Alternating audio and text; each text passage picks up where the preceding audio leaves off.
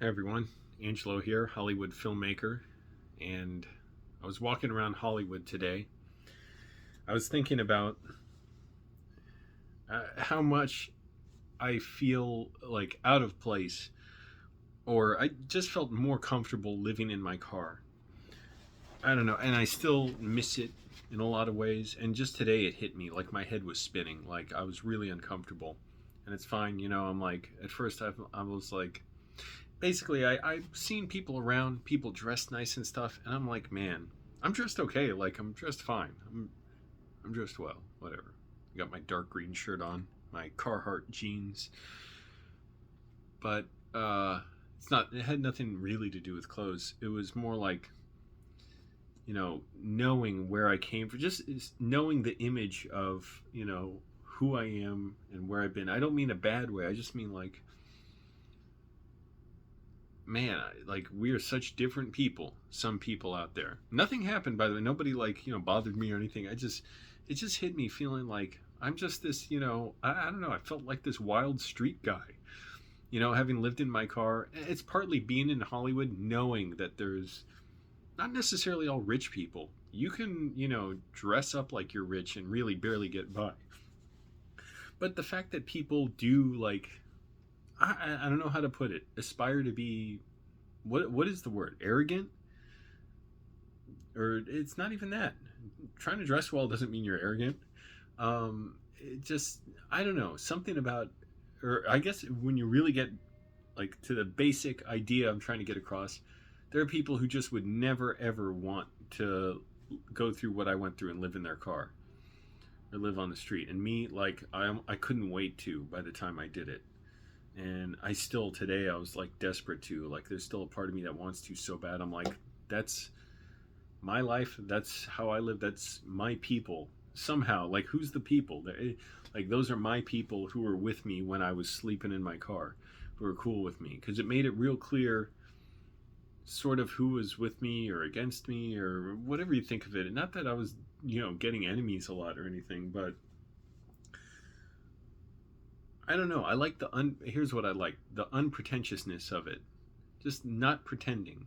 Maybe for other people, they're not pretending when they're dressing nice and they're whatever. They're acting like someone civilized or whatever the word. I don't know. I don't quite know what I'm trying to get across, but it's so weird when I was thinking, man, I want to be a guy who's in a way living in filth. Not truly. I never lived on the street. If you don't know, so if you're watching this, I was homeless for 2.5 years. I lived in my car.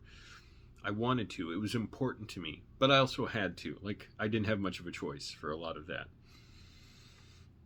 And I was barely getting by living in a place when I went homeless.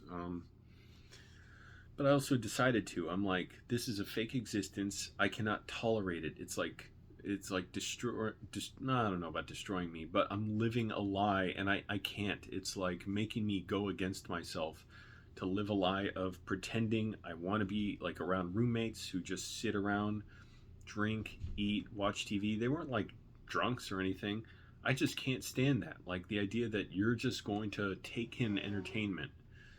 And it was I don't know how to describe it either. It's like it was such a lie to me when I was always trying to work to be around people like that, and yet I wasn't really getting anywhere. So it's like, even though I'm trying to do something and not really getting a result, I mean, because I wasn't getting much of a result, I mean, I was in a lot of ways. It was like, even if my roommates didn't care, it was apparent to me I was living a lie by like, oh yeah, I'm working hard, I'm doing all this stuff, I'm trying to be a filmmaker. I don't think they ever knew, and I certainly didn't want them to know. I never told my roommates where I lived. In the last place in Arlington, Annandale, different story. Everybody found out. But I was living such a lie. Like I couldn't do it. I hated it. Like it was like making me completely turn against myself. And there was a part of me that was like, I will lose everything before I live a lie. And I didn't lose everything, but I will leave my home and live in my car. And it was fall when I moved into my car. It was quickly becoming winter and stuff, and it was good for me. But it's weird just knowing like that's just who I am. I'm a guy who needs to go through rough stuff, And just thinking about the movies I like, and the stories I like, I can just see images of people, whatever, in the elements. I don't mean out in the wilderness, but just dealing with dirty stuff, dealing with tough situations, and how much rather the hell how much rather I'd rather be there directing that, working with them. Like how much more comfortable I feel just working hard than walking around some places in Hollywood and feeling so like desperately uncomfortable around. When you just get a vibe, like the people are just, it doesn't mean anything bad necessarily, just it doesn't mean even necessarily full of themselves, but people who are, here's the thing, here's I think what it is, people who can just enjoy themselves and enjoy where they are. I could never do that. I have to be like pushing it hard and making myself uncomfortable to enjoy where I am. So I would see people out at cat, and you can see it in their eyes, you can see it in how they walk, just a like a way of moving around that. And maybe I've been like that at some point, and I'm sure lots of people are hiding lots of things. But then I could spot the few people in the more, upscale, like whatever, villages or shopping centers, whatever, where you could tell, oh, these ones are the more real people. There's less sheen over them. There's less pretension between them and me. Like I can just spot them and see them. And just how much more comfortable I feel around people like that. Just like whatever you call them, street people, just regular people. And just how weird I feel is like, knowing like it's not just that I happened to be homeless for a while, but that's just like in a way the part of me that wanted to do that is who I am, just to be this street guy. Not that I was some wild man, not that I was like a street guy causing problems for people, or somehow I don't know, doing something troublesome, or even not doing something troublesome, just doing, stuff that was a waste of my time. I was really busy when I was homeless. But it just somehow the part of me that wanted to do that is always there, and I can't fake it. And I was feeling down about that walking back into my apartment tonight. No matter how much like money I may ever have, and it's not that I aspire, like it's not that big a deal. All you bootlickers who were like, no, you're poor. Poor people shouldn't try and have money. They shouldn't do things. I don't understand why you're poor. Why did you decide that to be poor?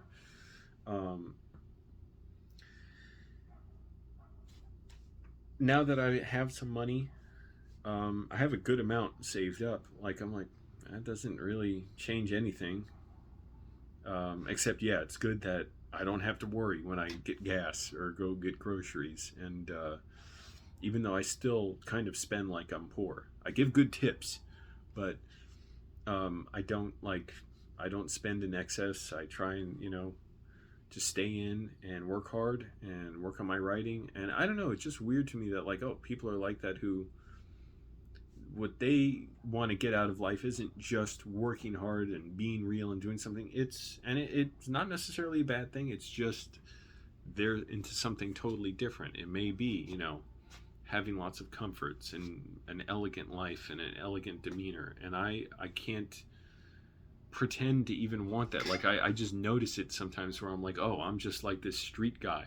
And it's not like I talk tough or anything like that. I don't mean like street guy, like fearless or really rough or anything. Just knowing like that's so much more interesting to me. I'd rather be in that world in a way, whatever that means. I don't mean like super like scary or violent or anything, but just unpretentious. And then the fact that there are people who like wouldn't be caught dead, in a million years, wanting to be on the street, or living among regular people, or not having power or money, or I don't know, doing hard work. Again, nothing necessarily wrong with that. If I wanted to live like that, I would think, that's fine. But I can't. I need to be pushing and being comfortable. And just thinking today, walking in the heat, I was looking around for a restaurant around here to get some food, and ended up getting a chicken soup. But just thinking how oh, it bummed me out. Like seeing some people like dressed kind of nice, and I'm like, that is not me. That will never be me. And feeling so bad that I didn't fit in with that. But then when I came home, now, I had better coping strategies. I realized, oh, I'll be the best at not fitting in. That's good, because there's plenty of people that don't fit in. So good. Like, I'll be the one who doesn't fit in the best. And thinking, okay, it's good that I have that thing about me that can't change. I used to kind of wonder, like, am I, partly because of my dissociative disorder, like, am I just capable of shifting into a different person? I had this, I've been largely, recovered lately, but this really bad dissociative disorder, depersonalization, derealization, that would kind of, remove my identity. It would, like, destroy my identity, and I wouldn't be capable of processing reality, and I was practically, like, hallucinating and delusional and having all these racing compulsive thoughts, grandiose thoughts about, like, I need to save the world and all this stuff. Horrifying. And I couldn't do anything with film when I was like that, and it was horrible. Even when I relapsed in 2019, I couldn't write anything for like 5 months, like do any screenwriting. It was horrible. And now I have much better ways of coping with stuff that might make me dissociate or push me down, to where I might start dissociating and have a relapse. But anyways, I was thinking, okay, good. This time I'll be the best at not fitting in. And, that's my greatest asset. All my problems seem to be great assets. I don't want to not have problems. Screw you and you're not having problems. In fact, that's one of the things I hate about Christianity. It lies. It's a lie. It says you won't have problems. Actually, all the problems are done with. They're done away with. Screw you pretentious, jerks. What an insult. Pretentious jerks. But yeah, it's a horrible lie. And anyways, I've gone on about that before. And that was also a big thing that caused me to, or influenced, it caused my depersonalization, derealization disorder. The stress of those, horrible, horrible ideas. But anyways, I'm trying to do this partly to loosen up in a way because I haven't been making as many videos lately. I don't want to get out of fashion with that, out of touch, whatever, out of practice. But also the type of writing I'm doing lately, I want it to be more authentic, more open. It's not anything people are going to see. It's not something I'm trying to sell as a screenplay, but I realize it's something I have to practice at. So I develop this part of my writing. So, you get more emotion, and then develop the other part where I'm building stories that, have clear turning points and sequences that, get people thinking one thing, then another. Anyways, so yeah, it's just weird thinking I could have $10 million. I think I could have $50 million. I would not feel comfortable. It wouldn't make me feel comfortable for one more split second in some kind of environment that I wouldn't feel comfortable in, because I could pretend and dress up and whatever I'm thinking, I don't know, big gala or something, and I would look at people and I'd probably instantly think, not that I'd feel down about myself necessarily, just think, this isn't for me. This isn't my world. I'd rather be just hanging out on the street right now, And I'm sure there's plenty of people like that, and who have money. Whether I have money or don't, I don't care. I mean, I'm working on just doing stuff so that I can make the movies I want.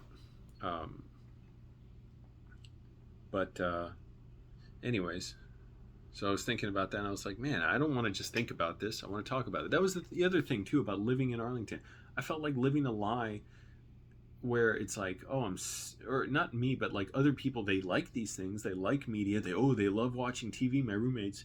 But it's almost, to me, it was almost like, not almost, it was like, oh, so you love this stuff, but you don't want to make any of it or work on it or work towards it? Well, then you're a hypocrite. I can't like movies this much and not want to make them. That would be hypocritical. It's like saying, oh, I want to enjoy them. Oh, but no, I don't want the work of making them. No, I do want the work of making them. And so I couldn't respect myself if I didn't want to. But anyways, I don't know where that puts me. Am I any better off now than when I started this video or whatever? Or I don't know, whatever. But anyways, you do have to work hard to be a filmmaker. So it's a good thing that I want to do that. And I don't know, it's just weird. It trips me up. It like short circuits something in my brain where I'm like, oh, people Like, there's no point in me for dressing too nice, because I'm gonna get hot, sweaty.